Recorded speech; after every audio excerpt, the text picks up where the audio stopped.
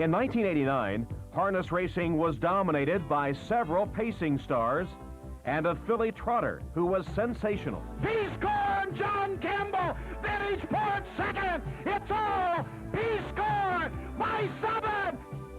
The Pacers were led by a world champion. Matt Scooter draws away 5-6 lengths. Matt Scooter in front and drawing away. A devastating mare. Armbro Feather begins drawing away. It's all Armbro Feather. A Colt who was the year's leading money earner. Goalie Jeff now up by 7 lengths. It's all Goalie Jeff destroying this field of 3-year-old Pacers. Goalie Jeff. And a filly who was simply outstanding. Cheery Hello fights him off. Cheery Hello by 2.5 lengths. Cheery Hello. 1989 also saw the emergence of young stars. Till We Meet Again leads it by 3 lengths with Nap Sugar toward the rail second. Till We Meet Again wins in hand.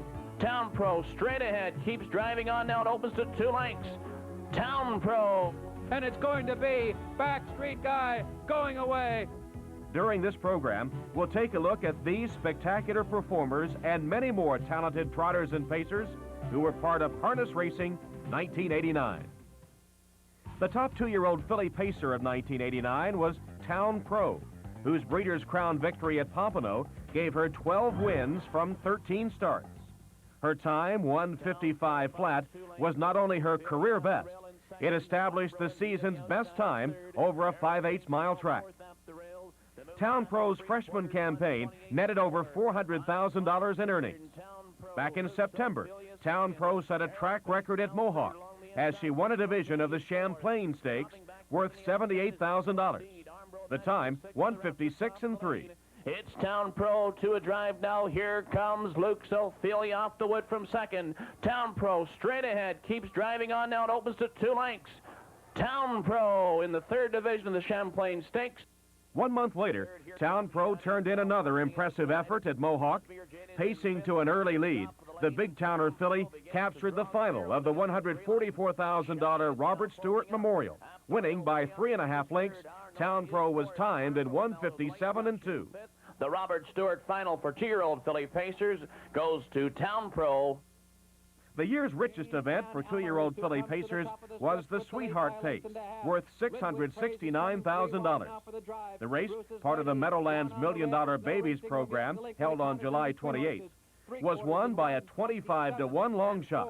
Jane Ann Elmhurst is put to the test. The rail opens up for Bruce's Lady, and here she comes on through, and on the far outside, before hours is closing fast. Linwood Praise is there, a dramatic finish to the Sweetheart. Bruce's Lady at the rail, Linwood Praise in between horses. On the outside, before hours, a blanket finish. In 6th position at the 3/4 pole, the 4 Hours came flying on the outside down the stretch to be part of a thrilling 4-horse photo. Before Hours won by a head over Bruce's Lady. The time, 1:57 1. The Sweetheart runner-up also enjoyed a successful year, earning over $500,000. Bruce's Lady, who finished second to Town Pro in the Breeders' Crown, took the final of the $24,000 Review Stakes at Springfield, posting a time of 1:54 3. 16 days later, on September 2nd, Bruce's Lady won an $82,000 division of the Lady Baltimore at Free State. She rolled to a 2-length triumph in 1:57 3. It's Bruce's Lady, Lady Dynamo on the far outside Lincoln account. Bruce's Lady in front. A week later, Bruce's Lady captured this $106,000 division of the Kentucky Standardbred Sales Company Stakes. Her 2¼ length victory was clocked in 1:57 2. In late November, the filly also won the $122,000 Matron Stakes at Pompano. Bruce's Lady in Division 1. Mean and Green caught the attention of the harness world on September 20th at Delaware. In the first heat of the $32,000 Walnut Hall Stakes, Mean and Green equaled the season's best on a half-mile oval. She won in 1:57 1. Then came back to sweep the Walnut Hall in 1:57 2. The 3:54 3 set a 2-heat world record. Mean and Green at the rail. Our colors closing on the outside. Mean and Green. Our colors with the rush. Mean and Green. Till We Meet Again was the outstanding performer among the 2-year-old Colt Pacers. His 9th consecutive victory of the year came at Pompano, when Till We Meet Again captured his Breeders' Crown event. He also won an elimination and the final of the Fox Stakes, as the colt by Son Sam produced a 2-heat world record. One of Till We Meet Again's top efforts of 1989 came in September at Mohawk. In this $92,000 division of the Champlain Stakes, he romped by 8 lengths and posted a track record clocking 153-4. The story is all Till We Meet Again, strong and drawing clear. Ultra Jet now closing up second. Armbro Income with a late rush is third. In the 3rd division of the Champlain Stakes, Till We Meet Again in 153 4/5. In early October, Till We Meet Again met another challenge at Garden State. The colt took the $36,000 final of the Barberry Spur. The time, 156-2. This was his 12th victory from 15 starts. In '89, Till We Meet Again earned over $442,000. Till We Meet Again leads it by 3 lengths with Nap Sugar toward the rail second. Till We Meet Again wins in hand with Nap Sugar second. San Francisco Ben paced into the spotlight on July 28th in the rich Woodrow Wilson pace worth $907,000. Shepherd pace champ C, the USA, was sent away as the 7-5 favorite, but was passed by In the Pocket on the final turn. San Francisco Ben was poised for his surprising bid. Down to the final 16th, John Campbell, and In the Pocket, still there, grimly holding on. San Francisco Ben gaining with every stride, running out of ground. In the Pocket, San Francisco Ben nailing it in the final stride. San Francisco Ben held off In the Pocket by a neck in 156 flat. On July 8th at Free State, Secret Asset was out to improve his mark to 5-0 in an $86,000 division of the Potomac Stakes. But Beach Towel pulled off the upset, winning in 56-4. They're deep into the stretch. Secret Asset, Beach Towel on the outside, got him! Beach Towel in front. On November 4th, Beach Towel established himself as one of the tops in his division with a brilliant effort in the $331,000 Presidential at Rosecroft. After taking his elimination in 154 the previous week, Beach Towel won the final in 153-3 as he became the season's leader on a 5/8 mile track. It's Beach Towel. He's up by 4 and looking for more. Beach Towel with Ultra Jet. Beach Towel wins. On November 18th, Beach Towel tried for his 11th victory of the year as he took on 11 challengers in the $681,000 final of the Governor's Cup at Garden State. In one of the year's most thrilling finishes, In the Pocket battled Beach Towel down the stretch. Beach Towel, In the Pocket, draws up alongside. In the race to the wire, John Campbell is getting to the front. Within the Pocket, Beach Towel coming back, noses apart. In the Pocket, who had posted second-place finishes in both the Breeders' Crown and the Woodrow Wilson, had finally achieved a major victory. Reaching the wire in 154-2, In the Pocket won by a nose. The first prize boosted his earnings to over $792,000. Jake and Elwood was one of the stars of his division. On August 6th at Blue Bonnets, Jake and Elwood improved his record to 6-for-6 as he took the division of the Prix de l'Avenir, worth $254,000. The colt reached the wire in 157-1. Jake and Elwood with Abris and Party Halbers. Jake and Elwood, leave Westy, here they are. Just a little over a month later, Jake and Elwood took on 8 challengers in the $329,000 Kentucky Pacing Derby at Louisville Downs. Sent out to an early lead on a sloppy track, the colt splashed his way to the winner's circle with a 1-length triumph over French Embassy. The time, 159 flat. Jake and Elwood now pulling out by 2 lengths as they come for the wire. It's all Jake and Elwood in 159. On September 9th, OK Bye became a world champion over the half-mile Freehold Raceway. OK Bye, in only his 4th career effort, led all the way in the $270,000 Lou Babbitt Memorial pace. He triumphed in 154 and 3. Okay, bye says bye-bye. Too tough today. What's the teletimer? 154 and 3, a world record. The Pacer Road Machine turned in a brilliant performance on August 19th at Greenwood. In the $491,000 final of the Metro Stakes, Road Machine took command in the lane and went on to win by a length and a half over Armbro Income. The winner reached the wire in 156 and 1. Road Machine with a short lead. Armbro Income digging in now. Timmy between Pacers fighting Major F the rail. The Metro final goes to Road Machine. The 2-year-old colt, Talon Almahurst, showed much promise back in July. Having won all 4 of his previous starts, the Dragon's Lair colt competed in an $84,000 division of the Potomac Stakes at Free State. Talon Almahurst posted the victory in 157 and 2. The day after finishing second in an elimination for the Woodrow Wilson, Talon Almahurst died of an apparent heart-related ailment. Because this is some devastating performance by Talon Almahurst. Talon Almahurst, here's Dr. No-No coming on second. The star of the 3-year-old filly pacing division was Cheery Hello, who won 15 of 21 races. This daughter of Albatross earned world champion status on August 19th when she competed in a $111,000 division of the Turtle Dove at Free State. Cheery Hello's chief rival, Caesar's Jackpot, led at the 3/4 pole, but Cheery Hello pulled away in the stretch and recorded a clocking of 153 and 2, a new world mark for a 5/8 mile track. It appears that Caesar's Jackpot is beaten because Bill Fay is drawing clear with Cheery Hello. Cheery Hello and Keystone Wallace. Cheery Hello in Division 2. A month later, at the Delaware Grand Circuit, Cheery Hello took on 13 other fillies in the $200,000 Jugette.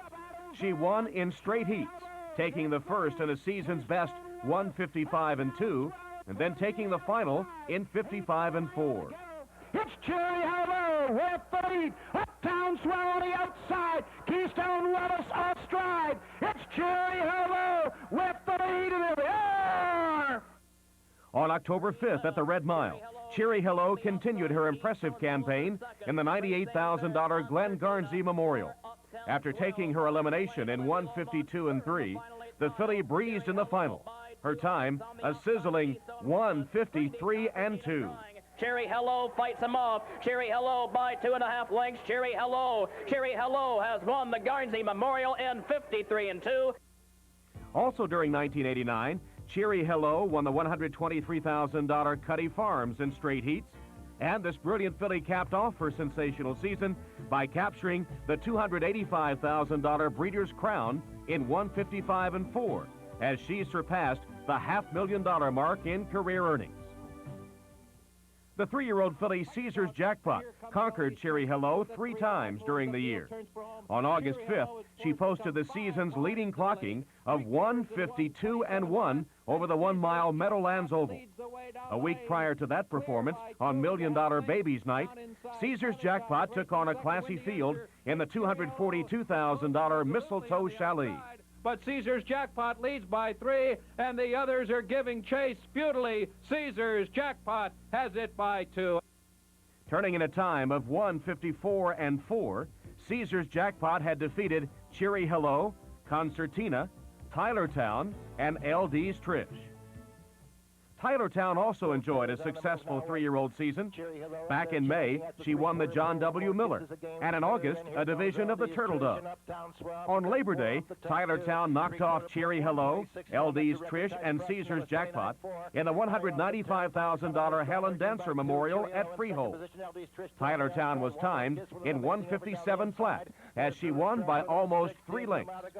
Tylertown is under strong urging, and Cheery Hello is doing all she can to close. Tylertown, being worked hard by Peter Rizzuto, is drawing away by 3 lengths as Tylertown taking the 14th annual Helen Dancer Memorial. Just 6 days later, Tylertown scored another solid victory in the $119,000 Lady Catskill Pace at Monticello. She rallied down the stretch and won by 2 in 157 and 1. Tylertown is now set down for the drive on the outside, and here she comes. Tylertown on the outside takes the lead. She will win the Lady Catskill. On August 25th, Uptown Swell received plenty of attention after she upset the heavily favored LD's Trish in the $228,000 American National at Sportsman's Park. The winner exploded in the final 16th to nip the favorite by a head. The time, 1:56.1. LD's Trish is under a drive. Uptown Swell closing on the outside. LD's Trish, Uptown Swell coming on. A driving finish, Uptown Swell. Goalie Jeff was not only the leading 3-year-old Colt pacer of 1989, he was also harness racing's top money earner of the year. This son of Cam Fella first paced into prominence on June 24th at Greenwood. In the $1 million North America Cup, Goalie Jeff was set away as a 45-1 long shot. He faced a classy field that included the favorite Kentucky Spur, last year's 2-year-old champion Totally Ruthless, and the highly regarded Rocky Bogart. At the top of the lane, it's Kentucky Spur. Down on the inside, Totally Ruthless. Ship Scorch still closing. Goalie Jeff's been out for a long time now, and he's driving in. Rocky Bogart on the far outside. Kentucky Spur in between pacers. Goalie Jeff, one final surge. Kentucky Spur, Goalie Jeff reaching up.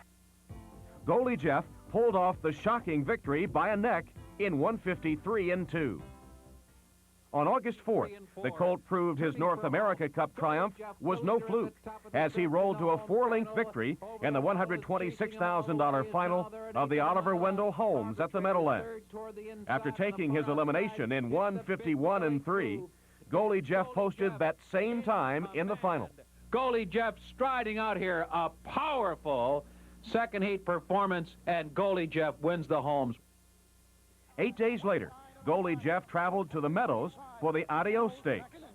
After finishing second in his elimination to kick up a storm, Goalie Jeff stormed back in the $110,000 final as he defeated his rival, Kentucky Spur and Barefoot Hanover, in 1:54.2. Goalie Jeff, Barefoot Hanover coming on, but it's going to be Goalie Jeff in the Adios! 8 days later, Goalie Jeff was at Blue Bonnets to continue his amazing month of August. Dexter Nukes was the favorite in the final of the $632,000 Prix d'Été. Second choice Goalie Jeff paced to an early lead. In this, his third two-heat event in 17 days, the Colt wound up winning in 1:52.1, equaling the world mark on a 5/8 mile track. Goalie Jeff à l'extérieur outside, top-notcher. Goalie Jeff with top-notcher Michel Lachance. Encore une fois l'emporte. Goalie Jeff. Goalie Jeff's grueling campaign earned him the nickname the Iron Horse. And on September 21st, the Colt once again displayed his toughness in the $500,000 Little Brown Jug at Delaware. In the first elimination there, had an outside post, the 7-hole, so I was real concerned about if I was going to get him into the final, because at the half-mile track in Delaware there, it's tough with an outside post. But the Colt raced awful good. I had to come 3 wide in the backstretch and circle the field and won his elimination in 54.1. And that 54.1 clocking was the year's best over a half-mile track. In the Jug final, Goalie Jeff, who drew the 1 hole, took on 8 pacers, including elimination winners Tyler's Best and Barefoot Hanover. But it's Goalie Jeff by a length and a quarter. Barefoot Hanover is there second. Tyler's Best, Pilgrim's Punch, just a ticket on the outside. Down the stretch they come. Goalie Jeff and Barefoot Hanover. It's Goalie Jeff at the rail. Michel Lachance wins the Little Brown Jug. In a much easier trip, Goalie Jeff equaled his elimination mark as he defeated runner-up Barefoot Hanover by just over a length. The rugged Colt continued his winning ways at the Red Mile Grand Circuit meet. He became the season's leader on a mile oval when he took the $140,000 Bluegrass Stakes. Enjoying a comfortable cushion at the head of the stretch, Goalie Jeff cruised to a 4.5-length victory over Kentucky Spur. The time, 1:51.2. Says all Goalie Jeff destroying this field of 3-year-old pacers. Goalie Jeff, Goalie Jeff's sparkling 3-year-old season made him the sport's richest performer of 1989 as he banked nearly $1.7 million. Among his other major victories were an elimination of the Art Rooney, both the elimination and final of the James B. Dancer Memorial, the Tattersalls final, and the $377,000 Breeders' Crown at Pompano. During the year, Goalie Jeff won 17 of 31 races and was either second or third in 10 other events. Dexter Nukes was one of the brightest stars of his division. In June at the Meadowlands, Dexter Nukes competed in the $500,000 New Jersey Classic. Despite pacing over a sloppy surface, the Colt reached the wire first in 1:53.2, the third fastest clocking in race history. It's Dexter Nukes in front. Fritz Best on the outside. Goalie Jeff toward the rail. Dexter Nukes will win it. John Campbell, a perfect drive. The following month, Dexter Nukes returned for the $852,000 Meadowlands Pace. Also in the field were such standouts as Barefoot Hanover, Kentucky Spur, and Goalie Jeff. It is still Dexter Nukes in front. John Campbell going to work on him. He's trying to take it wire to wire. Casino Cowboy is second. Barefoot Hanover is third toward the rail. And the others are far back, and they're coming to the finish. And it is Dexter Nukes taking the Meadowlands Pace wire to wire, and he's cruising under the line. Dexter Nukes wins by 3.5. After turning in an opening quarter of 27 seconds, Dexter Nukes coasted home by 3.5 lengths. The time was a then season's leading 1:51.3. 9 days later, the Colt contested the Thomas P. Gaines Memorial at Vernon Downs. In his elimination, Dexter Nukes turned in a sizzling 1:53.2, which was a new track record for his age group. In the Gaines final, Dexter was sent off as the overwhelming 1-10 favorite, and he didn't disappoint his backers. He came flying down the lane for a 2-length victory. His clocking, 1:52.3, was the second fastest in Vernon Downs history. Dexter Nukes with John Campbell leaning back in the sulky, responding. Dexter Nukes is going to win the Thomas P. Gaines Memorial. Sandman Hanover recorded a second-place finish in the Cane Pace, first leg of Pacing's Triple Crown. The Colt was supplemented for $30,000 for the second leg of the Triple Crown, the $451,000 Messenger Stakes, held this year at Free State on September 9th. In the final, Sandman Hanover and Goalie Jeff provided a thrilling stretch duel. It's Goalie Jeff, 3 parts of a length. Sandman Hanover on the outside is closing to him. Goalie Jeff and Sandman Hanover. Sandman in the Messenger. Sandman Hanover won by a half length, and his identical heats of 1:53.2 tied the 2-heat world record. On October 14th, Sandman took on 9 pacers in the $401,000 American National at Sportsman's Park. Kentucky Spur was the 6-5 favorite. After moving to the lead after the opening quarter, Sandman Hanover stayed in front and won over 35-1 long shot, just the ticket. The time, 1:54 flat. Sandman Hanover leads by 2, racing in second, Kentucky Spur, but it's going to be Sandman Hanover and Bill O'Donnell winning the American National. One of Canada's top events is the $155,000 Confederation Cup at Flamborough Downs. The Canadian-bred Colt, Mystery Fund, going after his 8th consecutive victory, led all the way. Mystery Fund won by 3 lengths in 1:56.3. It's Mystery Fund trying to get to him. Pilgrim's Patriot, he can't do it. Dancing Master third. Mystery Fund, the mystery's over. But the best effort from this Colt was still to come. In early November, Mystery Fund challenged divisional stars Goalie Jeff and Sandman Hanover in the $206,000 Provincial Cup at Windsor.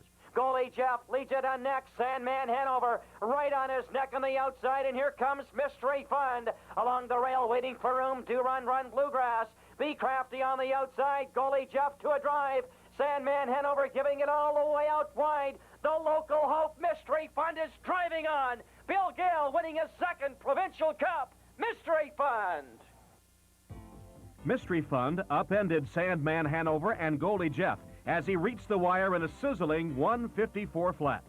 During the year, he also scored triumphs in the Motor City Series Final, an elimination of the Confederation Cup, and the Summer Championship. Kentucky Spur, world champion at 2, also scored impressive victories in 1989. In June at Free State, in a $116,000 division of the Terrapin Stakes, Kentucky Spur equaled the track record of 1:53.1. He romped by over 6 lengths over Totally Ruthless. They're in deep stretch, and it's all Kentucky Spur in 1:53-1. 2 months later at the Meadows, Kentucky Spur captured a $55,000 elimination of the Adios Stakes. The time, 1:55-2. Kentucky Spur. Coach Riley is second. It's Kentucky Spur. Here they are. Among Kentucky Spur's other victories were eliminations of the North America Cup, Meadowlands Pace, Messenger Stakes, and Tattersall's Pace. On August 26th, the first leg of Pacing's Triple Crown, the Cane Pace, was contested at Yonkers. Sandman Hanover was expected to take the cane worth $248,000. But his stablemate, Dancing Master, stole the spotlight. After taking his elimination in 57-1, Dancing Master defeated Sandman in 1:57 flat. Through the stretch, Sandman Hanover, Dancing Master down the center track to challenge. Dancing Master in front, Sandman Hanover second, Dancing Master in front. Top Notcher won several important events during 1989, including a $189,000 elimination of the Prix d'Été, a $124,000 elimination of the Cane Pace, and the $115,000 Mohawk Pacing Final. But perhaps his most impressive triumph came on June 10th at Greenwood, where Top Notcher posted an easy 2-length score in the Burlington Stakes Final worth $173,000. The Colt was clocked in 1:54-4. Top Notcher inside a 16th, Cheery Hello Blue Chip. Power of the press of the late rush up the rail ship Scorch. This one belongs to Top Notcher in the Burlington Final. Kick Up a Storm was one of the most competitive pacers of '89. In July, the Colt captured the $300,000 Art Rooney Final at Yonkers. One of Kick Up a Storm's top efforts came on May 13th at Rosecroft. He and Ship Scorch battled down the stretch in the $315,000 William E. Miller Final. Challenging Kick Up a Storm. Turns for home. Hostile takeover between horses. Pilgrim's Patriot on the outside. Through the lane. It's Kick Up a Storm with hostile takeover. Kick Up a Storm won this near-dead heat by a nose. The winner's time, 1:55 flat, set a new Rosecroft mark for 3-year-old Colt pacers. After winning 3 races in August, Barefoot Hanover had emerged as a threat for the Little Brown Jug. On September 9th, Barefoot Hanover took the Jug Preview in 1:54-2. And 12 days later, this improving Colt competed in the third leg of Pacing's Triple Crown. He came up with yet another solid performance in his elimination, winning by almost 2 lengths in 1:54-1. Barefoot Hanover, just a ticket. Ahoy, Captain, with a rush. It's Barefoot Hanover. Here they are.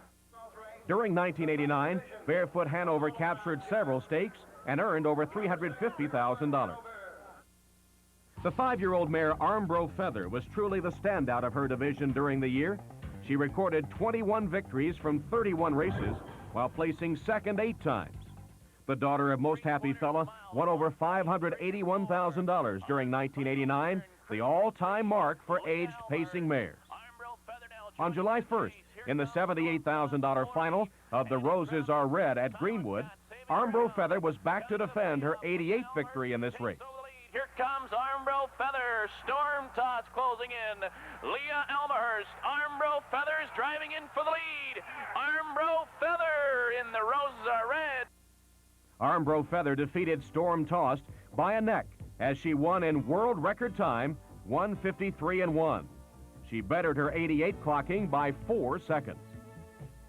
The following month, in a $25,000 open pace at the Meadowlands, Armbro Feather again paced her way into the record books. She won by 3.5 lengths and equaled the all-age filly mark of 1:51-3. Armbro Feather begins drawing away. It's all Armbro Feather with Collins April 2nd. Armbro Feather in 1:51-3. On September 1st, Armbro Feather captured the $287,000 Breeders' Crown at Northfield. On October 1st, she took an elimination of the Milton Stakes at Mohawk in 1:53-3. A week later, the mare turned in that same time in winning the $129,000 Milton final. Armbro Feather rolled home first by 4 lengths. It's Armbro Feather by 4. Storm Toss second. Kitty Wake with a light rush in the far outside. Town skip between pacers. Armbro Feather in the Milton Stakes. On November 17th, Armbro Feather was at Yonkers to defend yet another crown, this one in the $100,000 Clare Series final. Kitty Wake, who set torrid early fractions, put up quite a fight for Feather. Through the stretch, Kitty Wake in front by 2.5 lengths. Armbro Feather coming at her second. Kitty Wake and Armbro Feather. Kitty Wake and Armbro Feather coming on. Armbro Feather triumphed in 155-4, tying her own track record for aged mares. Another amazing effort by this fabulous female. Sweet Sharon came up with a brilliant effort on March 25th in the $57,000 final of the Overbid Series at the Meadowlands, where she won several races during the year. Sweeping wide out of the turn, Sweet Sharon posted the victory in 154-2.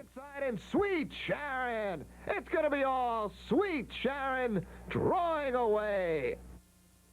Singing Strings was another star at the Meadowlands. She won many open paces there, including this $25,000 event in April. Singing Strings defeated Sweet Sharon in 153-3. Sweet Sharon on the inside, Singing Strings on the outside. Sweet Sharon with Singing Strings. Singing Strings and Sweet Sharon, Singing Strings. Getting up. Leah Almahurst was another of the leading pacers within her division. In June at the Meadowlands, she bested Singing Strings and 3 others in a $25,000 open pace. Leah Almahurst reached the wire in a sizzling 153-1. And Leah Almahurst never had an anxious moment, unchallenged all the way, and she won it by 4.5 lengths. Matt Scooter, the fastest standardbred of all time, will be remembered as one of the sport's greatest performers of all time. During 1989, Matt Scooter captured 23 of 30 starts, became a world champion, and also became the season's leader for aged pacers on all 3 size tracks. His grueling and tremendously successful 4-year-old campaign began with a pair of victories in March. On April 1st, Matt Scooter took on 7 challengers in the $50,000 opening leg of the Graduate Series at the Meadowlands. The Colt held off Direct Current and Dare You To as he won in 153-3. Matt Scooter with the lead on the outside, Direct Current. Matt Scooter and Direct Current. Matt Scooter hangs on to win. In July, the son of Direct Scooter returned to the Meadowlands for the $196,000 final of the Driscoll. Posting a final quarter of 26-4, he reached the wire in a blazing 150-1 for the fastest race mile of the year. And Matt Scooter is pulling away. LeChance putting him to the whip, and Matt Scooter has done it. In August, Matt Scooter's sensational season continued to dazzle the harness world. After moving to the front after the first quarter of the $75,000 U.S. Pacing Championship, Matt achieved the last quarter in 26 flat. He defeated Runnymede Lobel by 2 lengths in 150-3. Matt Scooter's pulling away with long and powerful strides here. Matt Scooter, sharp in victory, wins it by 3. On October 1st, Matt Scooter came up with an outstanding performance in the $184,000 Mohawk Gold Cup. He took on 5 pacers. Matt Scooter, here comes Barely Visible. Runnymede Lobel at the rail. Monty Linder with a late rush between pacers and Soft Light. Matt Scooter in the Gold Cup. It was a brilliant display of power and speed as the final time of 151 established the fastest mile ever paced on a 5/8 mile track. On November 25th at Yonkers, Matt Scooter competed in the $250,000 William Houghton Memorial Final. This open pace, Matt's career finale, attracted 3 other millionaires, Jaguar Spur, Runnymede Lobel, and the fabulous mare Armbro Feather. Through the stretch, Matt Scooter draws away 5-6 lengths. Armbro Feather second. Matt Scooter in front and drawing away. In a fantastic farewell, Matt Scooter destroyed the field, winning by 9 lengths. The time, 153-4. It was Matt's 10th consecutive triumph. After that effort, Mike LeChance called the 4-year-old the greatest horse he's ever driven. During 1989, Matt Scooter won several other major events, including his Breeders' Crown race at Freehold, where he recorded the season's best 153-2 on a half-mile track. Matt Scooter also captured the Cornell Memorial, 2 legs of the Driscoll Pace, and the On the Road Again Pace. For his illustrious career, he won 37 of 61 races for a bankroll of over $2.9 million. In 1989, Matt Scooter became a harness racing legend. There were many more outstanding aged pacers who competed during the year, including Camtastic. One of his top efforts came in May at the Meadowlands, where he won this $40,000 invitational pace. Camtastic turned in an impressive clocking, 152 flat. But it's going to be all Camtastic. He wins this one striding out, Camtastic in 152 flat. On July 29th, Camtastic contested the $237,000 Canadian Pacing Derby. This strong field included Matt Scooter and Runnymede Lobel, and the finish was one of '89's most exciting endings. Runnymede Lobel, Camtastic trying to find racing room, and he finds the room. Camtastic, Matt Scooter, take a look. Camtastic, here they are. Camtastic won by a nose over Take a Look, who wound up just a nose in front of Runnymede Lobel. Matt Scooter was 4th. In August at Springfield, Camtastic recorded a time trial of 149-3, which equaled the mark held by both Nihilator and Call for Rain, and that time, of course, is the 4th fastest clocking of all time. The 5-year-old Jaguar Spur enjoyed plenty of success. On May 13th, he defeated Matt Scooter, who finished 5th, in the $200,000 Levy final at Yonkers. A week later, Jaguar and Matt met again in the $152,000 Graduate Series final at the Meadowlands. It's Jaguar Spur, and Matt Scooter now finding some room. Jaguar Spur and Matt Scooter. Jaguar Spur, Matt Scooter. Jaguar Spur wins it in 152-1. Those same 2 pacers faced off again on June 3rd in the $100,000 Battle of Lake Erie at Northfield Park. The Jaguar, who won this race in '88, was 2nd under the wire. But the judges later reversed the top 2 finishers, as the winner, Matt Scooter, was disqualified for interfering with Jaguar Spur on the final turn. Runnymede Lobel was very competitive in 1989. On October 22nd at Blue Bonnets, he easily took a $15,000 invitational handicap in 155-4. Runnymede Lobel with Rompus Hanover and Golden League, he was the other. TK Skipper was a standout among the aged pacers. On January 27th at Hawthorne, TK Skipper not only captured his 4th straight victory, he paced the fastest mile in the track's history, reaching the finish in 154 flat.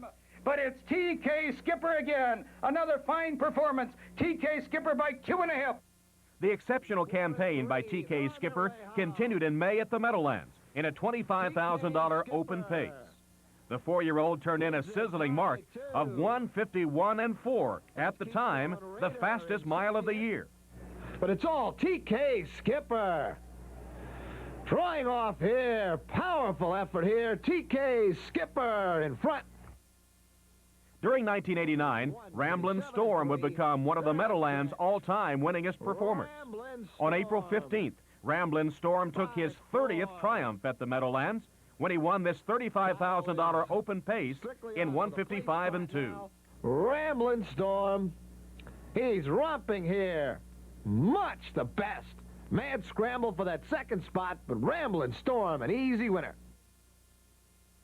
Now, let's turn our attention to the trotting ranks, beginning with 2-year-old fillies. One of the division's leaders was Caster. This daughter of Speedy Somali took her first 6 races. In July, Caster became the season's leader on a mile track as she captured the prestigious Mary Annabelle at the Meadowlands. In this trot, worth $433,000, Caster drew away down the stretch and won by 6.5 lengths.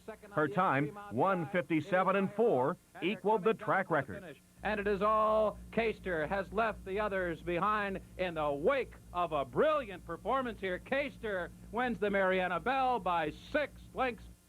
On August 8th, Caster competed in the $100,000 New Jersey Sire Stake Championship Final. Again, the filly had an easy time of it, winning in 158-4. Caster. On the outside, Miss Baltic second. But she won't get there. It's going to be Caster winning another one. Miss Baltic second. Lila Lobel had an exceptional first season at the races. She won several New York Sire Stakes during the summer, including a $70,000 event at Yonkers. In November at Pompano, Lila Lobel took on stablemate Kind of a Hush and 5 others in the $121,000 matron.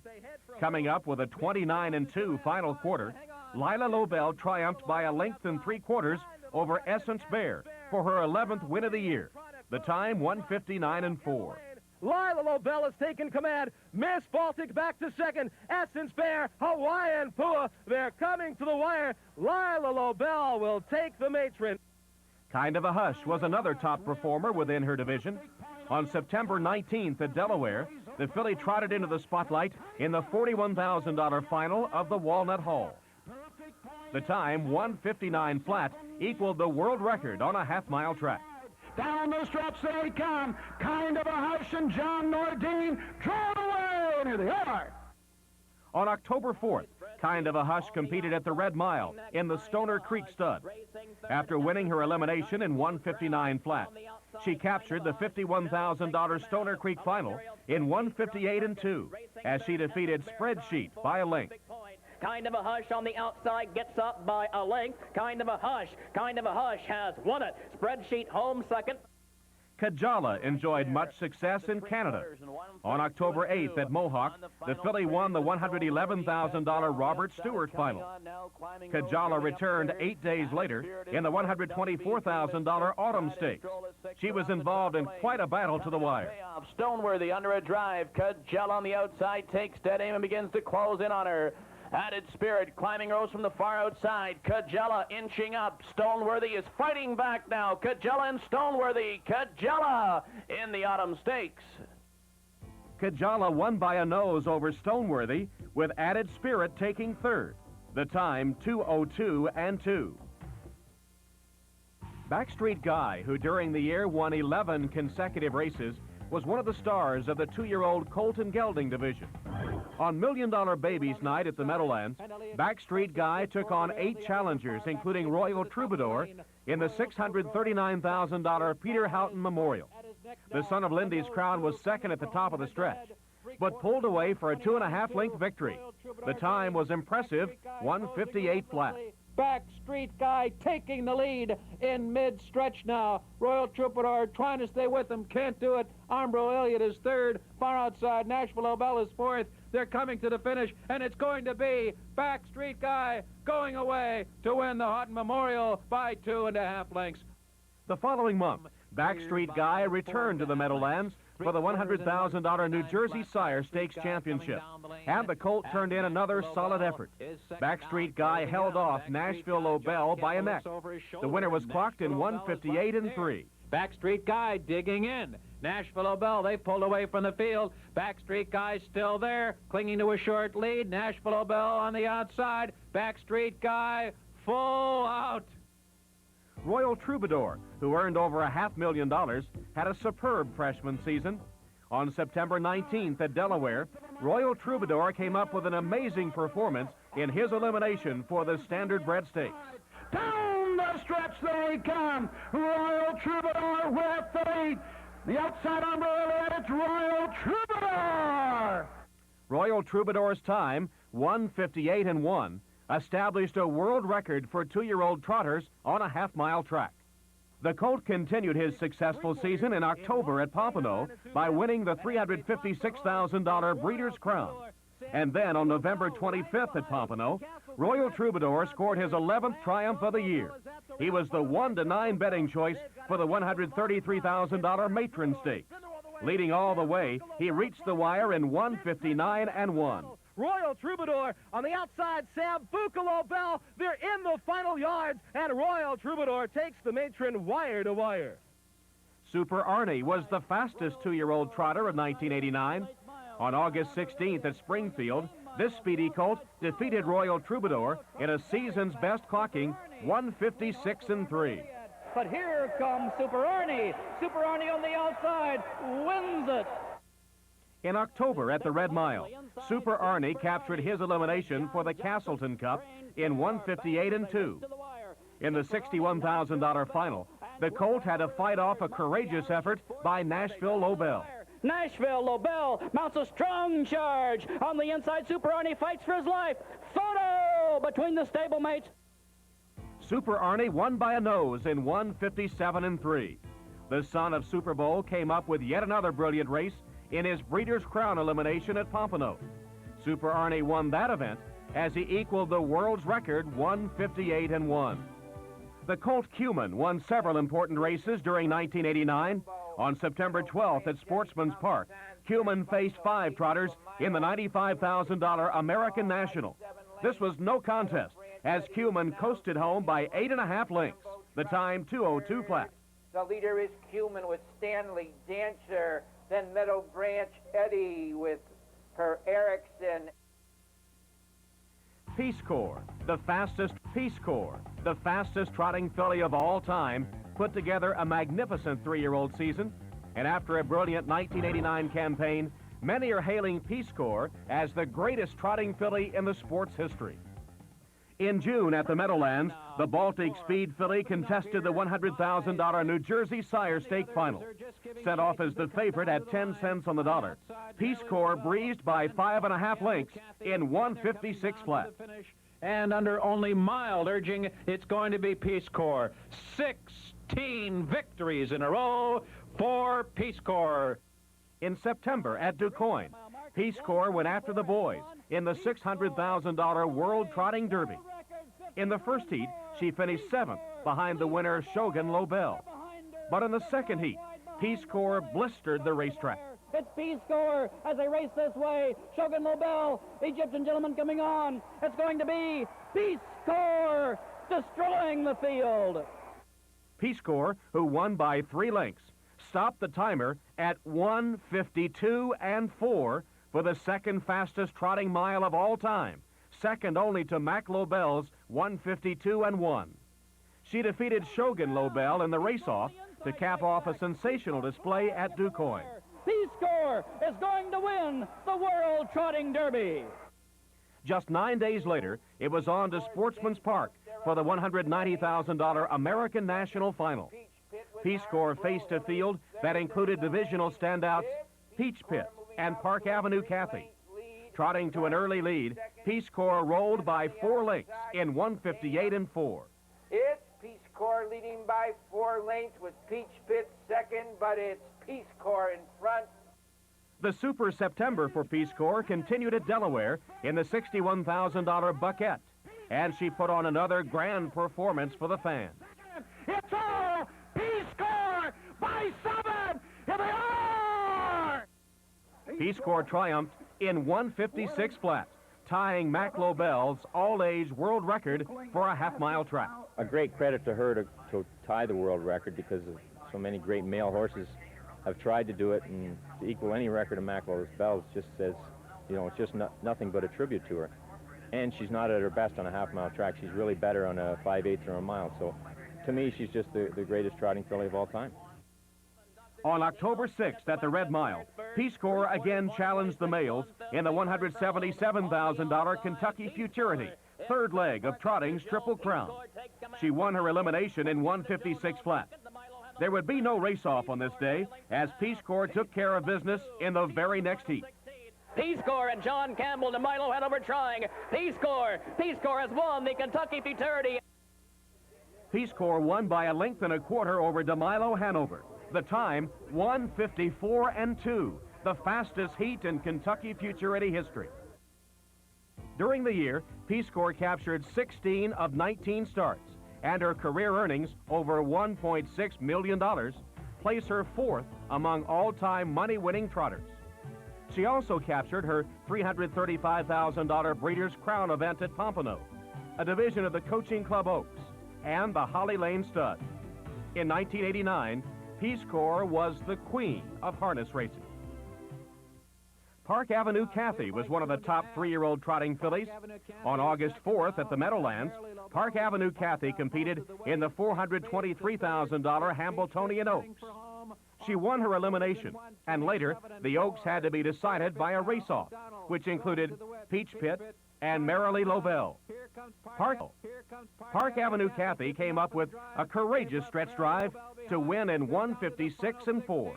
Park Avenue Kathy surging, Peach Pit trying to resist. Park Avenue Kathy is going to win it. Bruce Nichols with a heady drive and wins the Hambo Oaks by a length. The following month at DuQuoin, Park Avenue Kathy took on 7 challengers in the $123,000 Filly World Trotting Derby. Positioned perfectly throughout, Kathy made her move in the stretch and won in 1:57.4. Park Avenue Kathy, strong in the stretch. On the outside, trying to move up now, is Vintage Sport, but it's Park Avenue Kathy at the wire by a neck. Peach Pit was very competitive during 1989. She captured several races, including this $91,000 division of the Simcoe Stakes at Mohawk. Peach Pit reached the finish in a track record 1:58.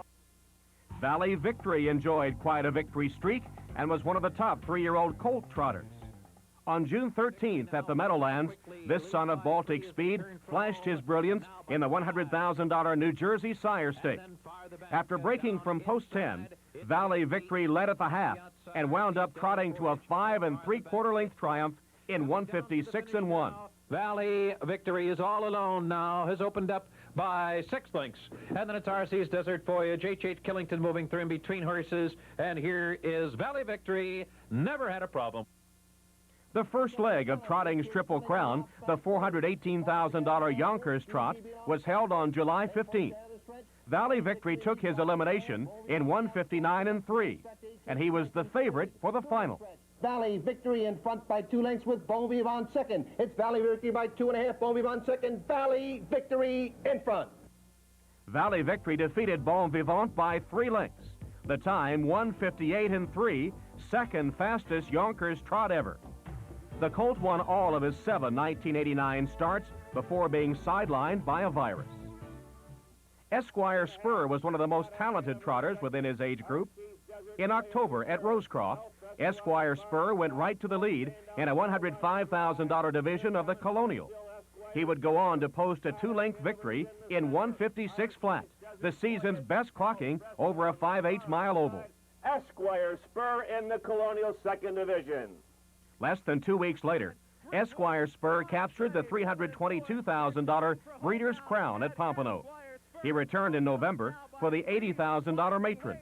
He won by 6 lengths in 1:56.4 for his 5th straight stakes triumph. But it's the late-blossoming Esquire Spur drawing clear, and he's all by himself, taking the Matron. At the Meadowlands, the 64th edition of the $1.1 million Hambletonian was one of the most exciting and one of the most controversial episodes in harness history. There was an upset in the first heat as the 2-5 favorite Peace Corps finished 5th. It's Probe in front. Probe defeated Park Avenue Joe by a head in a season's leading 1:54.3 for a mile track. In the second heat, Peace Corps lost again, finishing second to Park Avenue Joe. Probe wound up 9th after breaking stride during the stretch drive.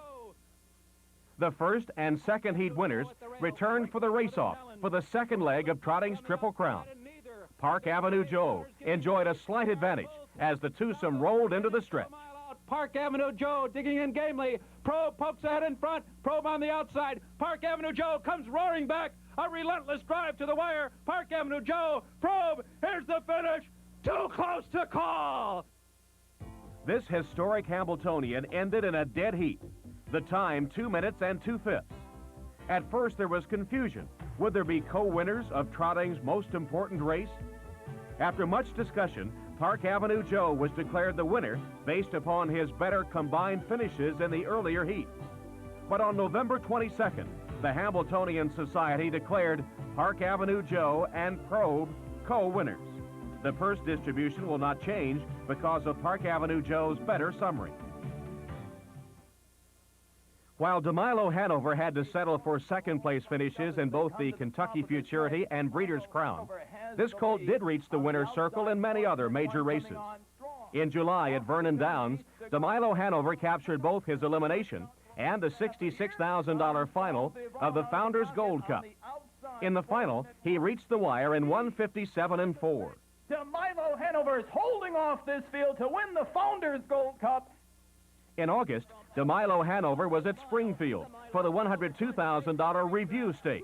He came charging down the stretch and won his heat in 1:55.1. Between them, DeMilo Hanover. DeMilo Hanover has won it. The 3-year-old trotter Bon Vivant recorded his most prestigious victory of the year on June 12th in the $251,000 Canadian Trotting Classic at Greenwood.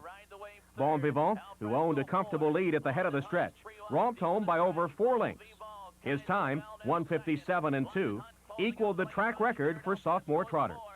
It's all Bon Vivant. Kaiser Lobel second. London Hump third the outside. Bon Vivant. The U.S.-bred Napolitano was one of the top age trotters to compete in Europe during 1989. The 5-year-old son of Super Bowl captured the $322,000 Elite Lop in Sweden. In July, Napolitano made the transatlantic journey to the Meadowlands for the $250,000 Statue of Liberty. Leading the entire way, Napolitano established a world record for age trotters on a mile track. He reached the finish in 1:54.1. Napolitano is in command by 3. It's all Napolitano. Winning it, going away with No Sex Please second in 1:54.1. Two-time U.S. Harness Horse of the Year, Mac Lobel, was also one of the top performers in Europe during the year. Mac, the richest and fastest trotter of all time, raced in 6 different countries and set several track records. He currently races for Swedish interests and spent part of '89 serving both as a racer and as a stallion. In August, Mac Lobel returned to the States, to Yonkers, to defend his '88 victory in the $100,000 Challenge Cup. Over a track rated good, Mac Lobel equaled his track record of 2:30.4 as he recorded his 47th career victory.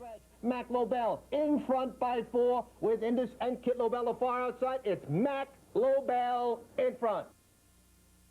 The 4-year-old mare Kit Lobel finished 3rd to Mac in the Challenge Cup. A week prior to that race, she contested the $350,000 International Trot at Yonkers. Kit Lobel was a late addition to the field after a trotter from France was unable to make a flight. She upset Mac, who came in 3rd, as Kit Lobel defeated Indus by a half length. The time, 2:31.1 over and off track. Through the stretch, Mac Lobel, Kit Lobel on the outside to get the lead. It's Kit Lobel and Mac Lobel, Kit Lobel in front. No Sex Please turned in a brilliant effort in July in the $144,000 Maple Leaf Trot at Greenwood. Moving to an early lead, No Sex Please came up with a powerful kick in the stretch to win in 1:56.2. That clocking tied a then world record for age trotting geldings on a 5/8 mile track. No Sex Please. Lone Star Lobel finding racing room. 1/4 a pound the far outside. The Maple Leaf Trotting Classic is No Sex Please. Go Get Lost won several races during the year, including the finals in the Horseman's Trotting Series and in the Sumac Lad Series. On February 27th at the Meadowlands, Go Get Lost earned millionaire status as he captured this $30,000 invitational trot. The time, 1:57.2. Go Get Lost in front and driving. No Sex Please. A final move on the outside. Go Get Lost has done it. The 4-year-old Delray Lobel put together some fantastic efforts during the year. On June 20th at the Meadowlands, Delray Lobel became a world champion on a mile track as he took this $30,000 invitational trot in 1:56 flat. Delray Lobel would go on to win the $249,000 Breeders' Crown at Free State. There he defeated 6 others, including Mac Lobel. It's Delray Lobel short lead, Indianapolis, and Delray Lobel prevails. 3 drivers reached important milestones during 1989. On March 11th at the Meadowlands, 3-time North American money-winning champion Bill O'Donnell recorded his 4,000th career victory. becoming the 16th driver to achieve that plateau. O'Donnell won behind the 6-year-old pacer, Pan Am Sam. Pan Am Sam leads it by 3. William O'Donnell, career win number 4,000. On April 29th at Hazel Park, driver Carl Putnam won this open pace with Moneylender. It marked Putnam's 3,000th career triumph. To the stretch, it's Moneylender. On July 19th at Northfield Park, Jerry Bookmeyer posted his 3,000th career victory. Bookmeyer won this condition pace behind Gritty Yankee. But at the wire, it's Gritty Yankee and Jerry Bookmeyer with win number 3,000. And so we reach the end of the 1980s, a decade of rising purses and the inauguration of the Breeders' Crown. 10 years full of great champions and record-breaking performances. It began with Niatros pacing a world record mile in 1:49.1, a record that was bettered by nearly a full second 8 years later with the 1:48.2 clocking by Matt Scooter. Yes, 1989 closes one of the greatest decades in harness racing history.